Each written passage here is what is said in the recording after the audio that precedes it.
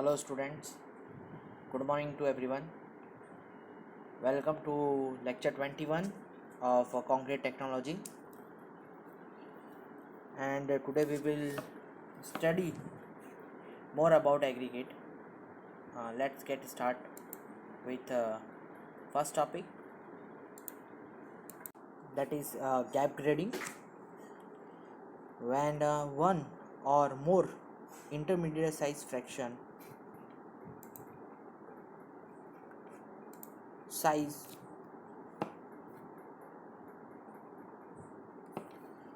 when one or more intermediate size fractions are absent from particle grading termed as gap grading.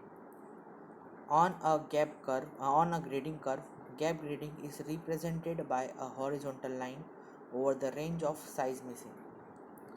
जब भी कोई भी एक intermediate size के हम एग्रीगेट लेते हैं, ठीक है, उसके अंदर कोई पर्टिकुलर ग्रेडिंग के एग्रीगेट मिसिंग है तो हम उसको क्या बोलते हैं, गैप ग्रेडिंग बोलते हैं.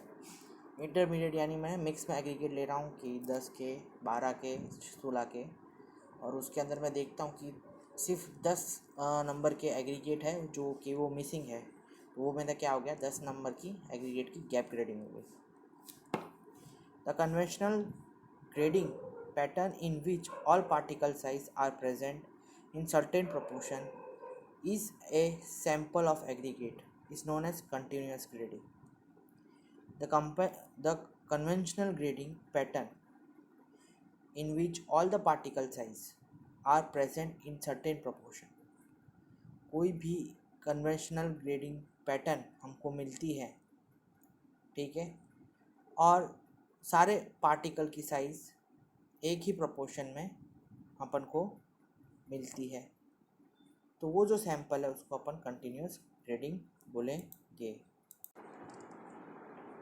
तो उसको जो अपना कन्वेंशनल ग्रेडिंग पैटर्न है उसके अंदर जो भी पार्टिकल साइज़ के एग्रीगेट प्रेजेंट रहते हैं सर्टेन प्रोपोर्शन में, वो सैंपल को अपन वो एग्रीगेट को अपन कंटिन्यूस ग्रेडिंग बोलते हैं. यानी मतलब एक तरीके के एग्रीगेट्स अपन को मिल रहे हैं एक कन्वेंशनल ग्रेडिंग पैटर्न के अंदर, तो that is continuous grading.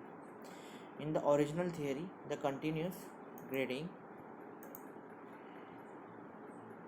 it was assumed that the void present in the higher size of aggregate are filled by the next lower size of aggregate. ऐसा ordinary theory of continuous grading के हिसाब से ये assume किया गया है, जो wide present रहते हैं हायर साइज़ के एग्रीगेट के अंदर वो उसको फील्ड किया जाता है किससे, लोअर साइज एग्रीगेट के द्वारा. But later on it was realized that the void created by the particles fractions are too small to accommodate and very next lower size.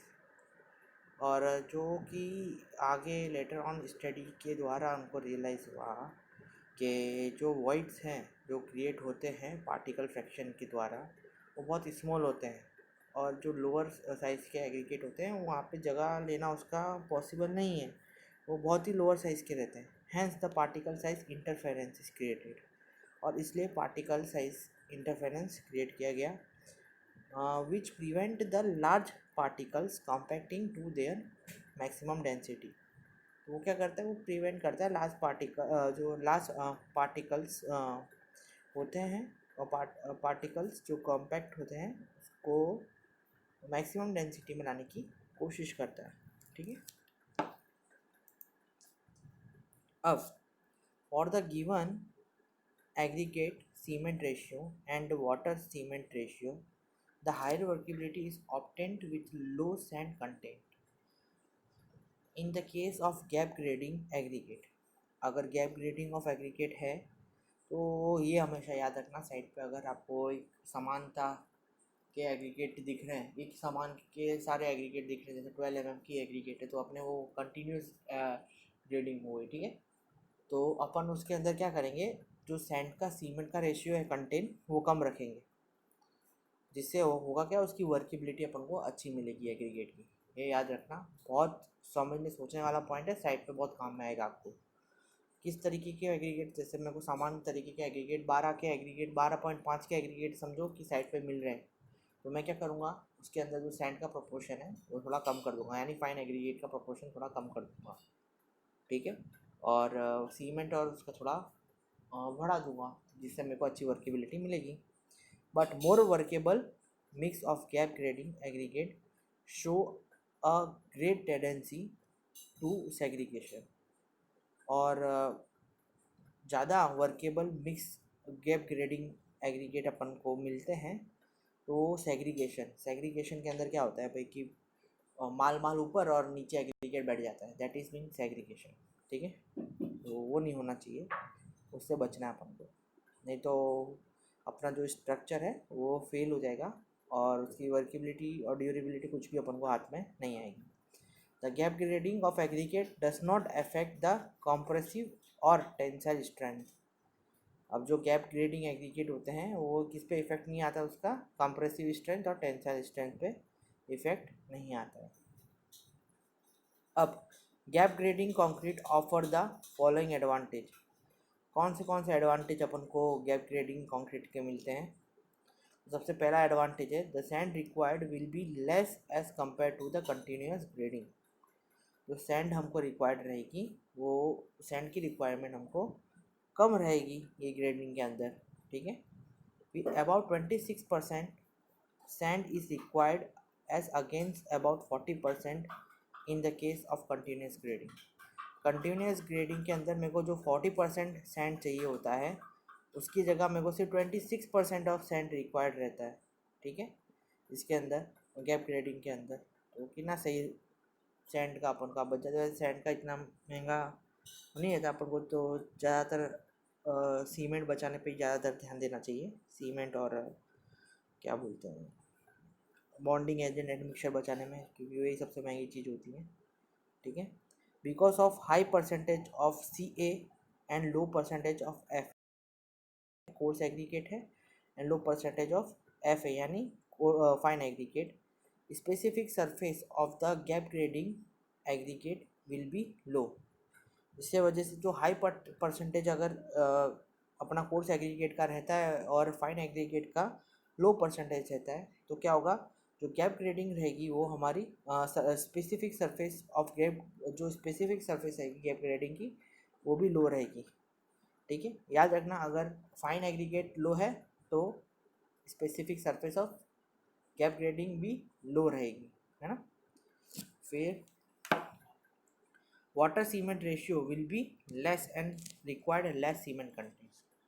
Water cement ratio भी अपन को कम ज़रूरत पड़ेगी और इससे अपना क्या होगा, लेस सीमेंट कंटेंट बचेगा due to lower cement content the drying shrinkage is reduce.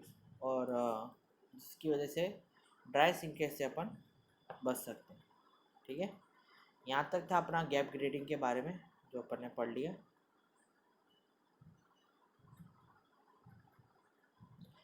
अब फ्लैंकीनेस रेशियो, इन सब के बारे में मैंने आपको बताया हुआ है, इसका प्रैक्टिकल भी मैंने करवाया है और इसका पूरा का पूरा अपन ने चैप्टर भी देख लिया था, ये पूरा का पूरा रिपीट पोर्शन है। तो यहाँ पे अपना जो एग्रीगेट का पोर्शन होता है ना वो कंप्लीट होता है। अब जो मैं पोर्शन आपको पढ़ाऊँगा वो वाटर का पोर्शन चालू करने वाला हूँ, तो चलिए अपन वाटर का पोर्शन चालू करते हैं। अब वाटर कंटेन बहुत ही इम्पोर्टेंट होता है कंक्रीट मिक्स डिज़ाइन के अंदर, ठीक है। अब वाटर कंटेन क्या होता है, क्योंकि वाटर एक हर जगह अपन को यूज़ होता है कंक्रीट मिक्सिंग के अंदर। सबसे पहले तो हमको कंसिस्टेंसी चाहिए सीमेंट की अच्छी, तो अपन को वाटर ऐड करना पड़ता है, ठीक है।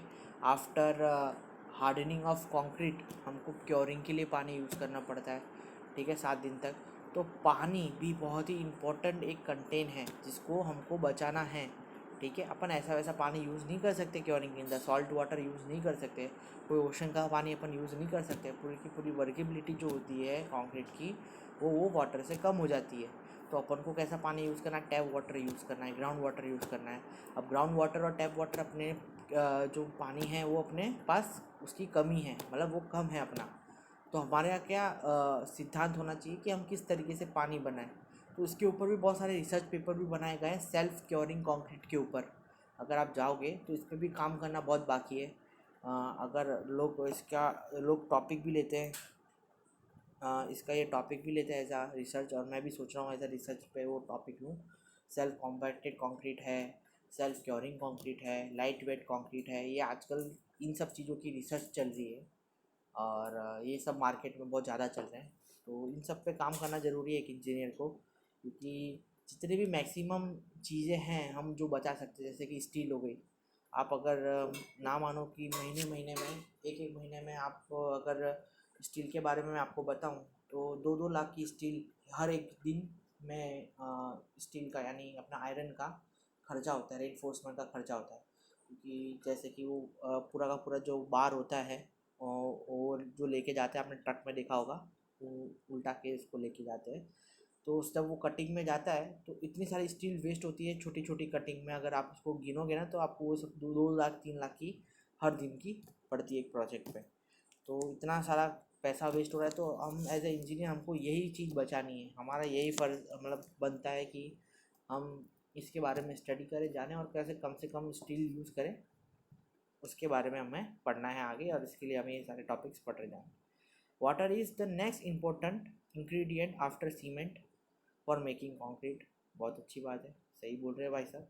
वाटर क्या है, एक मोस्ट इम्पॉर्टेंट इंग्रेडिएंट है सीमेंट के बाद कंक्रीट बनाने के लिए। It is also least expensive. जी अभी तो ये लीस्ट एक्सपेंसिव है, पर अगर इसी तरीके से वाटर अपन वेस्ट करते रहे तो ये एक दिन मोस्ट एक्सपेंसिव बन जाएगा। Careless use of water can lead to poor quality of concrete. Careless use of water क्या कॉज कर सकता है, poor quality of concrete cause कर सकता है। Therefore, a detailed study of quality and quantity and quality of water required for making good quality concrete is essential। ठीक है, इसलिए डिटेल स्टडी करी जाती है क्वांटिटी और क्वालिटी की वाटर रिक्वायरमेंट की, जिससे अपन को अच्छी क्वालिटी का कंक्रीट मिले। The purpose of water in concrete is three fold. तीन तरीके के जो पर्पस है उसमें आपको जो वाटर है यूज़ होता है। सबसे पहला it distribute the cement evenly, मतलब जो सीमेंट का डिस्ट्रीब्यूशन होता है वो हम इवनली करेंगे। It react with cement chemically and produce calcium silicate hydrate gel. वो जो सीमेंट से, इसके बारे में हमने पढ़ा है आगे भी, कैल्शियम सिलिकेट हाइड्रेट जेल के बारे में, CSH जेल, जो कि पानी में डालने से अपन को मिलता है ये जेल। ठीक है, it provide workability that is lubricated the mix. ये हमको वर्केबिलिटी भी अच्छी प्रोवाइड करता है जो कि लुब्रिकेट करता है हमारे मिक्स को। ठीक है, there are 2 source of water in concrete. 2 तरीके के वाटर सोर्स होते हैं कंक्रीट के। सबसे पहले होता है इंटरनेशनल एडेड वाटर। ठीक है, इंटरनेशनल नहीं, माफ़ करना, थोड़ा गलती से इधर उधर हो जाता हूँ। Intentionally added water known as mix water. ठीक है, जो हमने जानबूझ के डाला हो, इंटेंशनली ऐड किया हो वाटर, उसको हम मिक्स वाटर बोलते हैं, उसको हम ऐसे मिक्स वाटर के नाम से भी जानते हैं। Aggregate moisture which can either added water to the mixture और absorb water from the mixture. और जो एग्रीगेट के अंदर जो पानी है हम ऐड कर रहे हैं, वो जो एग्रीगेट सोक करता है वो, और या तो एग्रीगेट के अंदर जो हम मिक्सर के बाद उसके अंदर पानी जो डालते हैं वो एग्रीगेट एब्जॉर्ब करता है। वो 2 वाटर, या तो वाटर हम जो ऐड कर रहे हैं which can be either added water जो हम ऐड कर रहे हैं टू मिक्स, और absorb water from the mixture, मतलब हम ऐड कर रहे हैं वो उसके अंदर से भी पानी मिल सकता है एग्रीगेट को, और एग्रीगेट एब्जॉर्ब भी कर सकता है। तो ये 2 जगह से अपन को पानी मिलेगा, या तो इंटेंशनली अपन ऐड करेंगे पानी वो, और एग्रीगेट के एब्जॉर्प्शन से अपन को जो पानी का कंटेंट है वो मिलेगा। ठीक है, क्वांटिटी ऑफ वाटर के बारे में अपन पढ़ लेते हैं। The reaction products of hydration consist of 20 to 30% of calcium hydroxide which is crystalline. जो अपना रिएक्शन प्रोडक्ट का रिएक्शन रहता है हाइड्रेशन का, वो कंसिस्ट करता है कितना, 20 to 30% कैल्शियम हाइड्रोक्साइड, ठीक है। जो हाइड्रेशन का हम जब पानी डालते हैं, जो हाइड्रेशन का जो भी प्रोडक्ट आता है वो कितना कंसिस्ट करता है, 20 to 30% कैल्शियम हाइड्रोक्साइड कंसिस्ट करता है, जिसको हम बोलते हैं वो होता है क्रिस्टलाइन स्ट्रक्चर रहता है, ठीक है। This crystalline product are surrounded by calcium silicate and aluminate which are in colloidal form, ठीक है, कोलाइडल फॉर्म। अब जो क्रिस्टलाइन प्रोडक्ट हमको जो मिलता है वो किससे सराउंडेड रहता है, वो कैल्शियम सिलिकेट से और एल्यूमिनेट से सराउंडेड रहता है, और वो क्या बनते हैं, वो उसकी वजह से वो कोलाइडल फॉर्म का एक स्ट्रक्चर तैयार अपन को मिलता है, ठीक है। The combination of CaOH2 and CSH is called gel. और इन लोगों का कॉम्बिनेशन, ठीक है, किस किस का कॉम्बिनेशन, कैल्शियम कैल्शियम हाइड्रोक्साइड और अपना CSH जेल, ठीक है, उसका जो कॉम्बिनेशन है उसको अपन जेल बोलते हैं। With when the gel hardens it impart adequate strength to the cement paste and thus the concrete। तो जेल क्या होती है, जब जेल हार्डन होना स्टार्ट होती है तो वो क्या करती है, वो एडिक्वेट स्ट्रेंथ देती है इसको, सीमेंट पेस्ट को, इसके लिए, कंक्रीट के लिए, ठीक है। फिर figure shown in the symmetric representation of cement gel hydration which with water cement ratio of 0.2, 0.3 and 0.5 noted that a small amount needed to hydrate cement, ठीक है। अब मैं आपको एक फ़ोटो दिखाऊंगा आगे, जो कि इनसफिशिएंट हाइड्रेशन यानी वाटर सीमेंट रेशियो 0.2 है, वाटर सीमेंट रेशियो 0.3 है, तो सफिशिएंट हाइड्रेशन मिल रहा है, मिनिमम पोरस, ठीक है, कोई पोर नहीं दिख रहा है आपको यहाँ पे आजू बाजू, ठीक है, और sufficient hydration but with capillary pores due to the excessive water हो गया तो यानी फ्लोट करने लगेगा इस तरीके से, 0.5 का रेशियो रहेगा तो। Additional water is required to lubricate the mix, ठीक है, मेरे को और पानी चाहिए अगर मेरे को अच्छी तरीके से लुब्रिकेट करना है अपने मिक्स को, तो एडिशनल वाटर मेरे को चाहिए होगा। Too much water can lead to the creation of capillary pores, और ज़्यादा पानी डालने से कैपिलरी पोर्स क्रिएट हो जाएंगे, ठीक है। The concrete of water is the most important parameter and is controlled by the water cement ratio। जो क्वांटिटी ऑफ वाटर है वो बहुत ही मोस्ट इम्पॉर्टेंट पैरामीटर है, जो कि कंट्रोल होता है किससे, वाटर सीमेंट रेशियो से। ये फिगर अपन ने देख लिए। अब क्वांटिटी ऑफ वाटर के अंदर ही, as the quantity of water is mix goes up the following effect are noted, ठीक है। अगर क्वांटिटी ऑफ वाटर ज़्यादा मिक्स हो जाता है तो इस तरीके के इफेक्ट अपन को देखने के लिए मिलते हैं। स्ट्रेंथ डिक्रीज हो जाती है सब, ठीक है, जो भी कंक्रीट की स्ट्रेंथ होगी वो अपन को जितनी मिलनी चाहिए वो नहीं मिलेगी। ड्यूरेबिलिटी यानी टिकाऊपन, अपने जो कंक्रीट का टिकाऊपन है, ज़्यादा टाइम तक अपन कोई भी स्ट्रक्चर बना रहे हैं, जैसे कि अपन कोई भी स्ट्रक्चर 50 ईयर के लिए डिज़ाइन करते हैं, तो जो उसकी जो ड्यूरेबिलिटी है, टाइम पीरियड बीइंग स्ट्रेंथ है, वो अपन को कम मिलेगी। वर्केबिलिटी इंक्रीज रहेगी, वर्केबिलिटी अच्छा है, वर्केबिलिटी मतलब कंसिस्टेंसी ऑफ अपन कंक्रीट बोल सकते हैं। वर्केबिलिटी अपन बोल सकते हैं जैसे कि मैं पानी जैसे कि फ्लो ऑफ कंक्रीट भी आप बोल सकते हो उसको, वर्केबिलिटी को, जिसके अपन एल टेस्ट भी होता है, जिसका बॉक्स टेस्ट बोलते हैं जिसको अपन। फ्लोटिंग, जैसे मैं एक बॉक्स के अंदर कंक्रीट भर देता हूँ, फिर एक जगह से उसको खोलता हूँ, तो उसकी जो कंसिस्टेंसी है, बहाने की क्षमता, वो फ्लो के हिसाब से मैं उसकी वर्केबिलिटी जज करता हूँ, ठीक है। तो वर्केबिलिटी अच्छी मिलेगी, जितना कंसिस्टेंस होगा अपना जो कंक्रीट होगा, जितना गाढ़ा कम होगा उतना वर्केबिलिटी उतना फैलेगा ज़्यादा, ठीक है। कोहेजन डिक्रीज हो जाएगा, जो कोहेशन होगा उसका वो डिक्रीज हो जाएगा। एंड इकोनॉमी में increase at the expense of quality and reliability, और इकोनॉमिकली वो अपन को थोड़ा ज़्यादा महंगा पड़ जाएगा, ठीक है। तो आज के लिए अपन क्वांटिटी ऑफ वाटर तक ही अपना सेशन रखते हैं। कल मैं वाटर के ऊपर आपको और भी जानकारी दूंगा कल के लेक्चर में, और वाटर क्यों ज़रूरी कंक्रीट के लिए उसके बारे में अपन कल वापस से डिस्कस करेंगे।